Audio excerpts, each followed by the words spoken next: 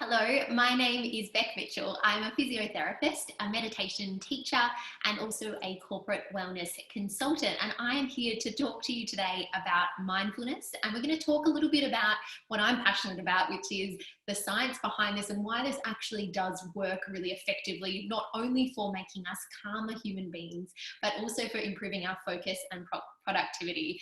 And then we're also going to touch on how it is that we can actually manage to fit this into our busy lives, which I think is probably one of the things that can be the biggest challenge when it comes to making mindfulness or meditation a kind of daily practice for us all. So I guess the big question is, what is mindfulness? And, we can touch on this in a number of different ways. We often do experience mindfulness in our daily lives, but a stricter definition is that it's just a way of paying attention. And it's generally paying attention purposefully. So we're actually noticing our surroundings and what it is to be alive right now on purpose. We're being in the present moment. So we're not caught up in thoughts of the future or worries about the past. And the most important part, I think, is that we're thinking about it non-judgmentally. So if we are in the moment, but we're constantly judging, we are still caught up in our minds, which means we're not truly being mindful.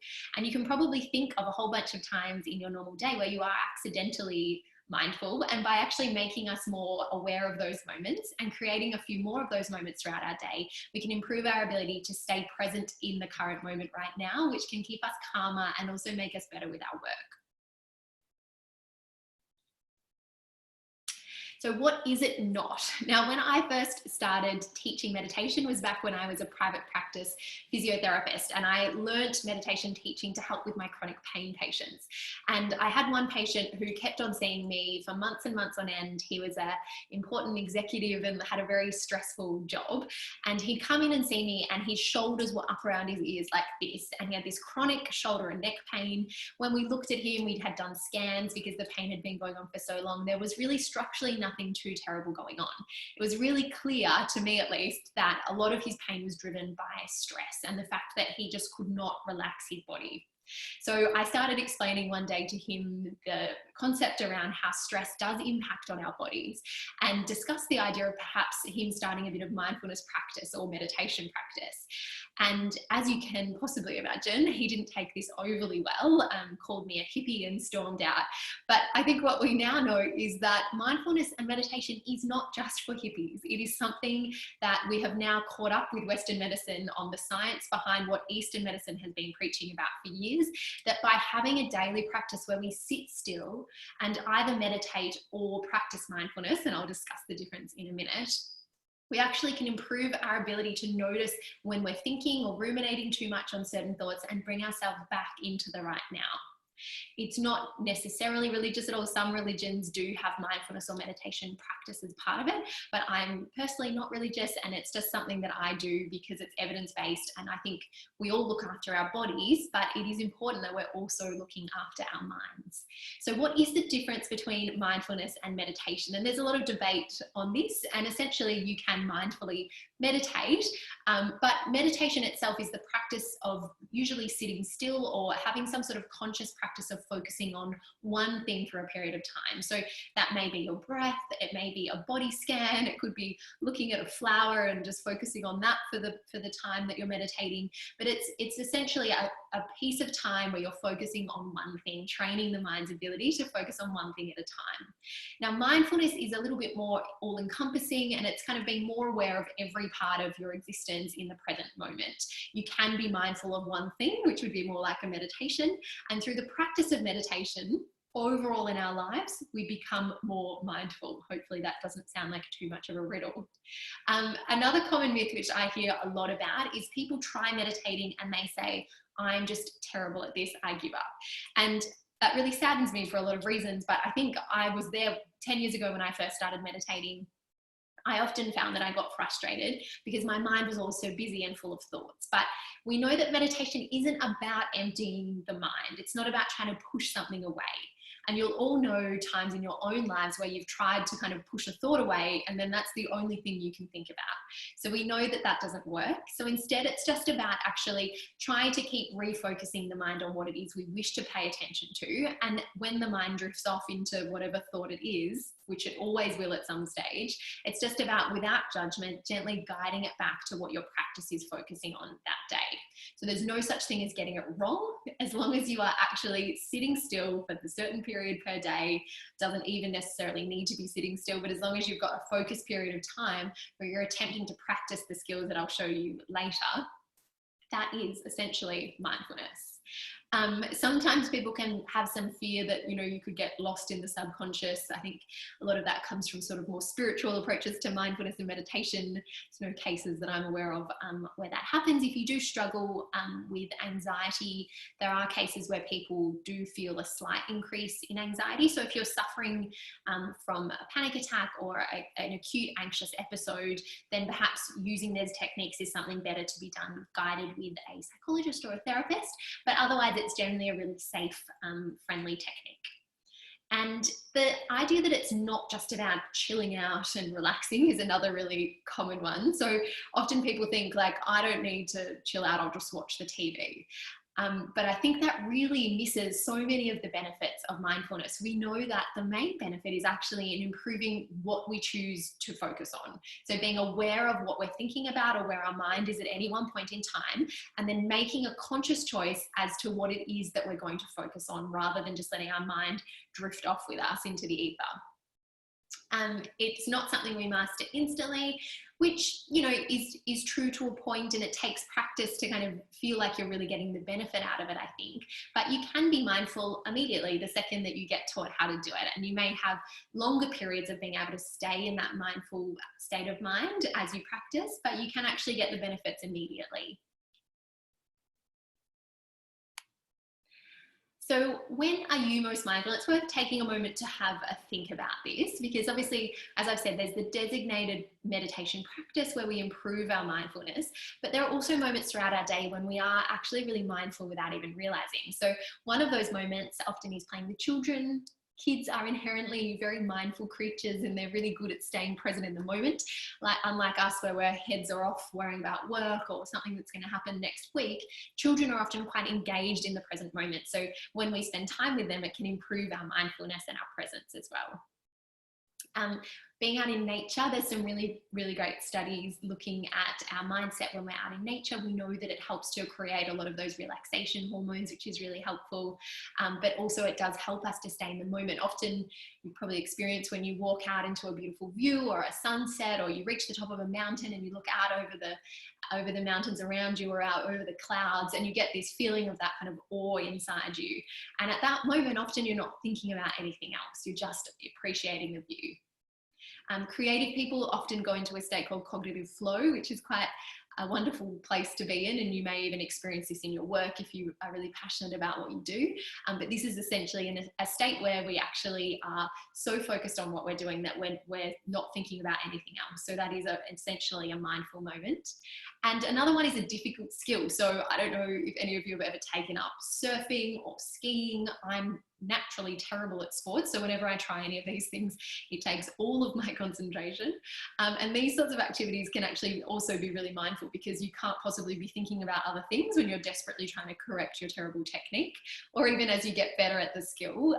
If you're trying to hone your skills, often these are times where people really feel like they're in the present moment.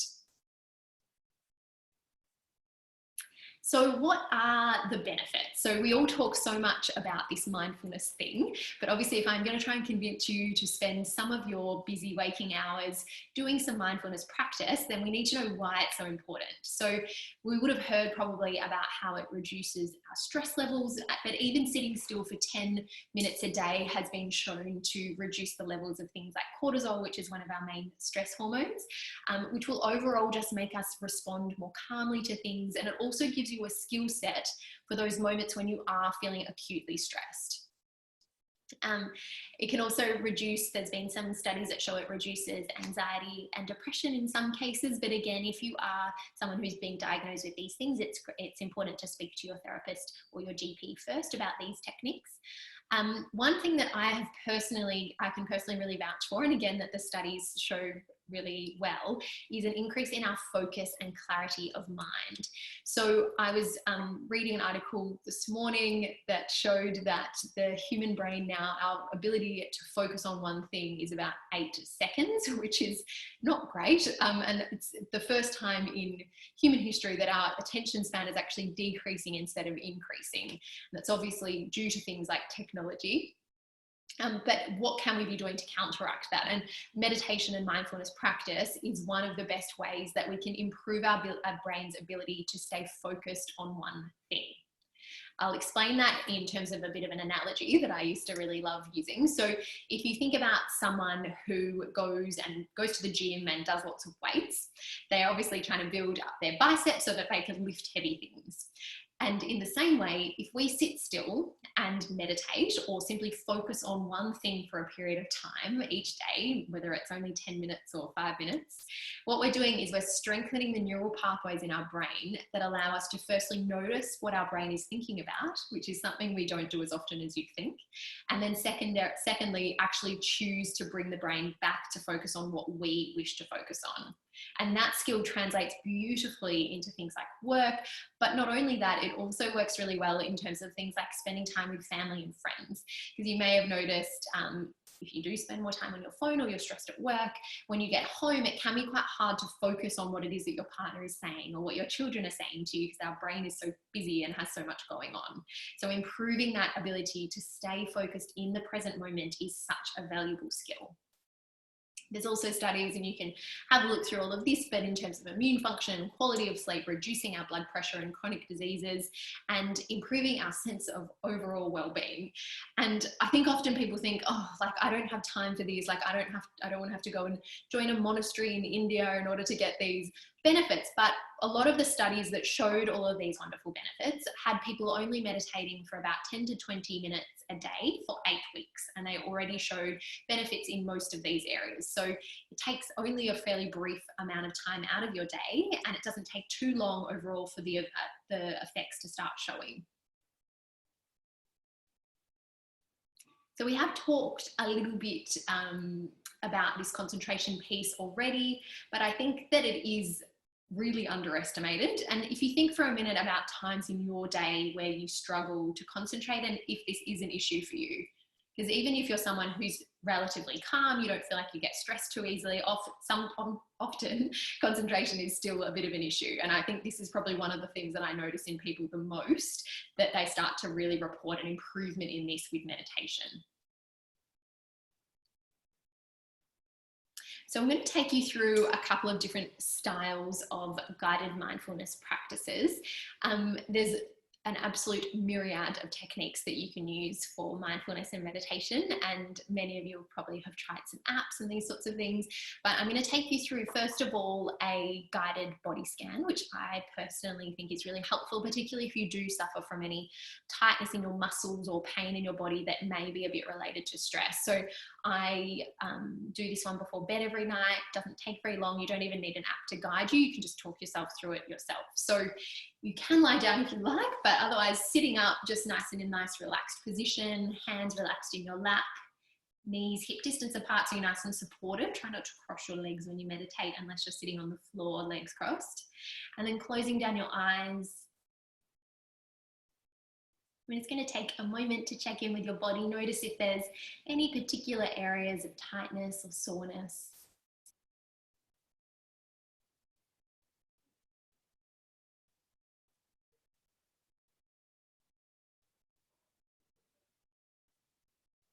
And now we're going to scan from the very tip of the head, paying attention to any sensation as we go and softening our muscles as we move through each body part. And the main thing when we do this body scan is not to be judging or to be paying too much attention to analysing what's going on. We're simply acting like a little scientist or an observer, sitting back and paying attention. That's your main job, just observing. So starting at the tip of the head, and we're going to scan down the forehead, unwrinkling the brow as we go, increasing the space between the tip of the head and the eyebrows. Softening through the brows. allowing the eyes to fall heavy in your sockets. And then softening down through the cheeks, scanning, looking for any sensation as you move through. Releasing the jaw. Scanning down through the front of the neck. And then softening the shoulders away from the ears, moving all the way down the arms, releasing as you go. Noticing perhaps the sensation of your clothes on your skin, the air on your hands. And then allowing your hands to completely relax in your lap. Softening through your chest. Noticing the rise and fall of your chest and your belly as you breathe.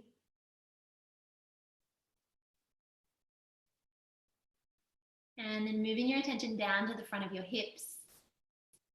Scanning and softening, noticing any sensation, maybe some tingling or tightness. All the way down through the knees to the shins. Softening the heels into the floor. And then scanning your feet and then your toes, scanning each toe from left to right all the way through.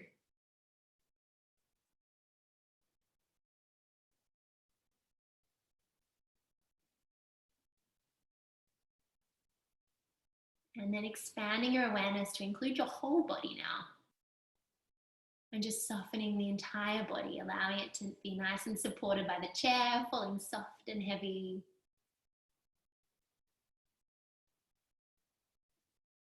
And when you're ready, give your fingers and your toes a wriggle to bring yourself back into your body.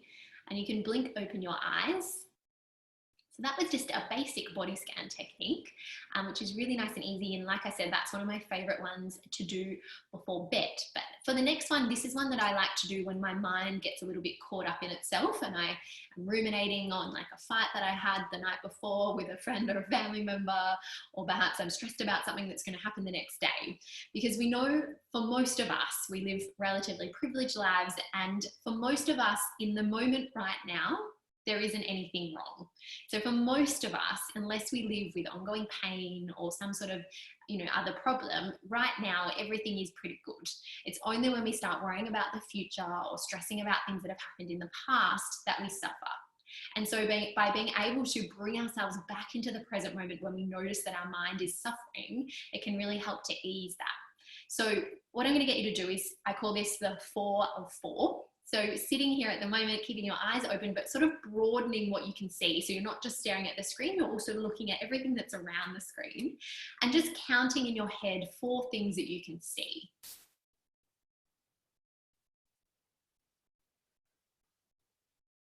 And then closing down your eyes. And I want you to count 4 things that you can hear. And first of all, there might be my voice, but maybe also when you actually pause to listen, maybe you can hear the air conditioning or the sound of your heart beating or your breathing.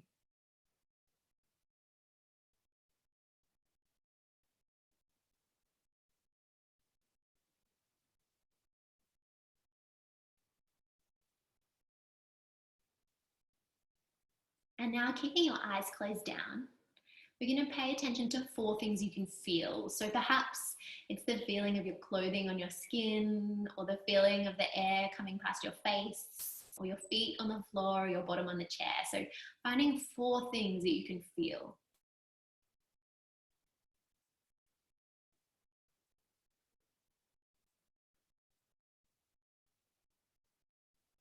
And then finally, 4 deep breaths. So paying attention to the sensation of the breath, wherever it feels most obvious to you, and that might be around the nose, the mouth, the chest, or the belly. And taking 4 slow, deep breaths with your attention the whole time focused on the sensation of the breath from the very beginning to the very end.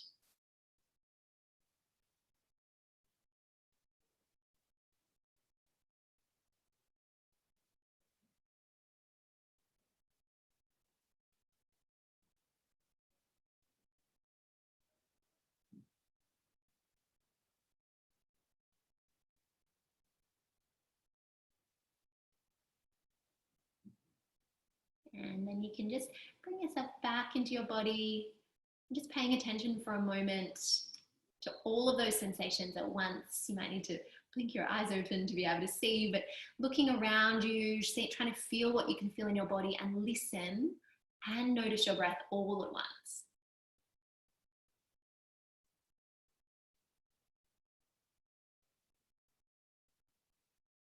And that is essentially what mindfulness is.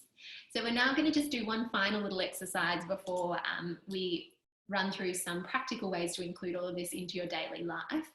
So the final one is just 3 mindful breaths, but one of the ways to make breathing really mindful is to count the breaths. So we know that prolonging your exhalation can help to activate your parasympathetic nervous system, which is like the calming part of the nervous system. So what I'm going to get you to do is count for 4 breaths in, pause for 4 at the top, and then breathe out for the count of 8. So you normally could just do this in your head, but I'll count for you now. So we're going to breathe in for 1, 2, 3, 4, hold, 2, 3, 4, and then out, 2, 3, 4, 5, 6, 7, 8, and in, 2, 3, 4, pause, 2, 3, 4, and then exhale, 2, 3, 4, 5, 6, 7,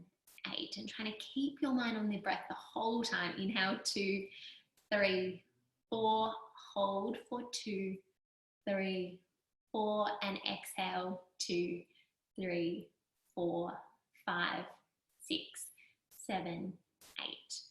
Well done. So it may not feel like you're doing a lot when you're just breathing or just paying attention to your body, but you'll be surprised how quickly you do start to notice the benefits if you start doing these sorts of practices a bit more regularly. So moving forwards, the biggest complaint that I hear from people is that they struggle to make meditation part of their daily routine because they just don't have time for it. But I think most of us have time for other things, like going to the gym or, seeing our GP for a regular checkup or watching TV. And it really is just a matter of priority. I personally find it's easiest to try and fit some sort of meditation practice in first thing in the morning. Obviously, it depends on your schedule, but I find if I do it first thing, either when I first wake up or on my commute to work on the train or the bus, it makes it a lot easier to make sure that it's done. I find by the end of the day, I'm often a bit too tired and I struggle to achieve my once a day practice in that situation. So you've got 2 options, what we call like a macro practice, which is this actual practice of meditating. And that could be through an app like Headspace or Calm or Insight Timer. They're all wonderful. Smiling Mind is another Australian one. So using an app like this is a really nice way for beginners because you've got that guidance of someone speaking to you. So you're less likely to just feel like you spent the whole 10 minutes drifted off into thought. And also they've all got all different types, like one's for stress, one for anxiety, one's for work stress, those sorts of things, which can mean that you can target what it is that you feel you need on that day, which can be really nice. If you don't feel like doing that, then you can simply set a timer. I often now just set a timer for 10 or 20 minutes and just spend that time doing the certain type of meditation that I enjoy. And that's another thing, experiment with lots of different types. There's the Vedic style, which is more of like a mantra based. There's breath based ones, your body scan type ones, all sorts of different meditation. You can even do walking meditation. So play around with a few different types and find what you feel works best for you, and then stick with that is my advice. So that's our macro practice, and I would advise trying to add that in sometime in your day because you start to see a lot more benefits when you've got that focused practice each day, even if you start with a smaller amount like 2 or 5 minutes, and then gradually build up from there. And then we've got our micro practice, and this is kind of what we would call mindful moments, where throughout the day you're trying to add mindfulness into your day. So this could be just like what we did before, 3 deep breaths, or that 4 of 4, which is my little invention that I find really helpful just to bring you back into the present moment. A quick body scan like we practiced earlier, or just even pausing and just checking in with yourself and noticing if there is tension anywhere and just releasing that.